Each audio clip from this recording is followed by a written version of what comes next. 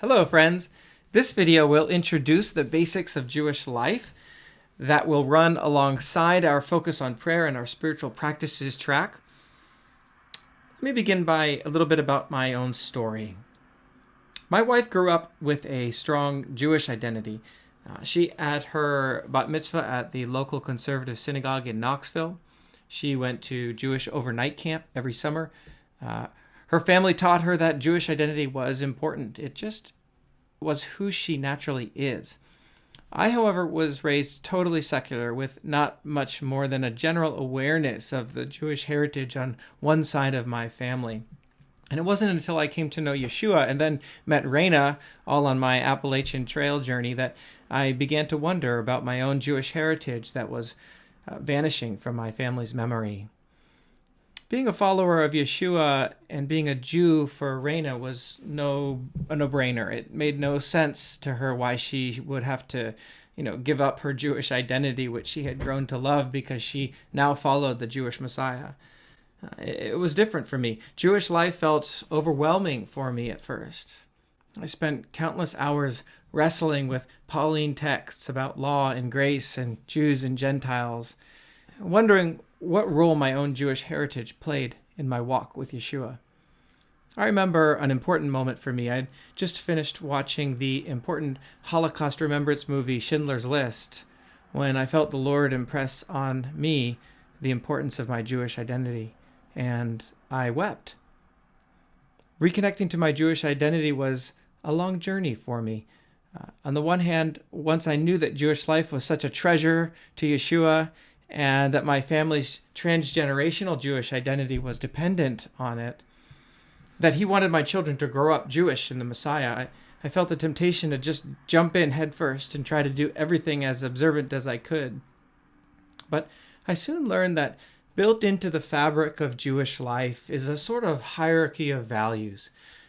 It is possible to do too much with the wrong motivations, where one mitzvot or Jewish practice actually can overshadow a more weighty commandment, and our lives can quickly become out of balance for the season and the community that we are in.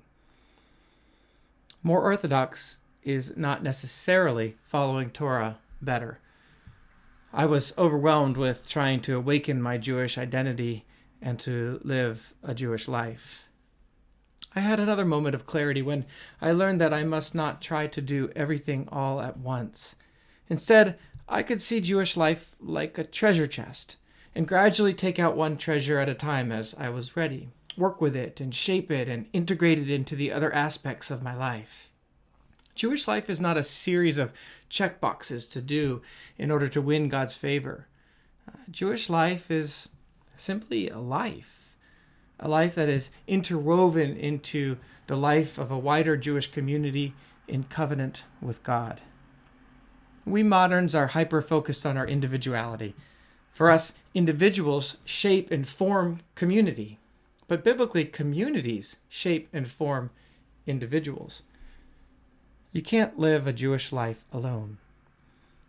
It is not you and your commandments, it's you within the context of your Jewish community, and your Jewish community within the context of a wider Jewish community, and that wider Jewish community within the context of larger Israel, past, present, and future.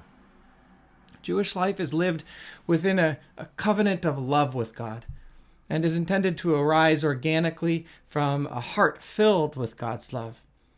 And even more, that individual love is found in God's corporate love for the Jewish people. Jewish life is a life that frames, holds, even nurtures a relationship of love and commitment with a community of people, and then through that community with God. So, as we teach about Jewish life, let's remember that Jewish life is in reality not taught, it's lived in community with others. Big picture, the framework of Jewish life can be broken into 5 pillars.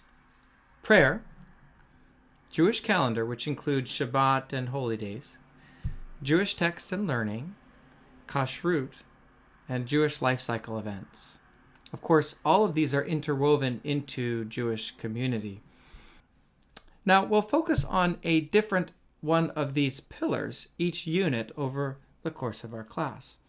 And lastly, for your assignment in our Messianic Jewish Lab, we're asking you to take an inventory of your own Jewish life. So review these 5 pillars. What is already a normal part of your rhythm of life? What areas do you hope to grow even more in over the course of the class? Share this with your chavruta. And I'm also always interested in hearing from you too, so feel free to share with me as well. And have a great lab, and we'll see you for our next video.